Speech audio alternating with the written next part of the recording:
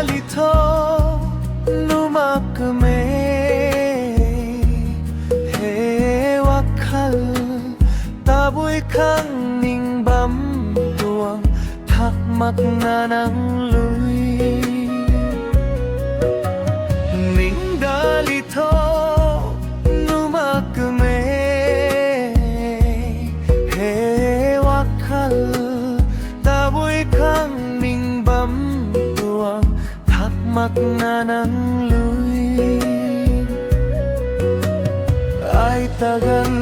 na dunabam kami pui lingpan galudo na tat kami kung suludat pungelumak may kami ta lukning ta tirere ming bam tua ning dalito numakme hewakal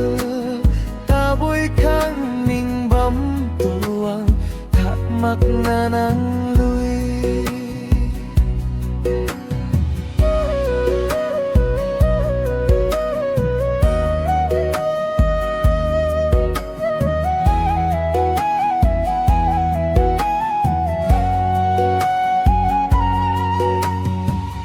Jimang luy ninyan kayangan kay pisik taboy kang tirera bamtong lukning luy ning dalito numakme wakal rera na kang puni asay jimang hehen lange ng tuang lukning nang tamu kante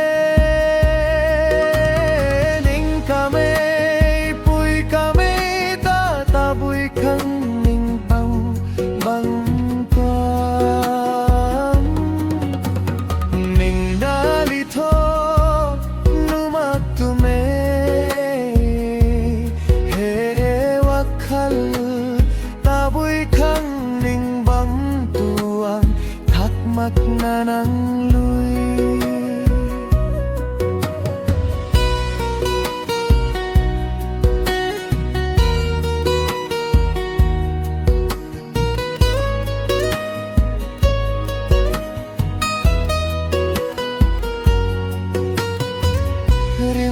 rim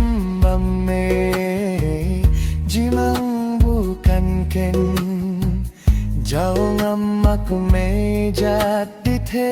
atuang alunta rim me jimang bukan ken jauh ngamak meja di the atuang alunta muang lungko lay na dukate tau kame paria juta mang pam konta gay ning kaute wakal ning dalito numakme he wakal taboy kang ning bam tuang thakmak na ng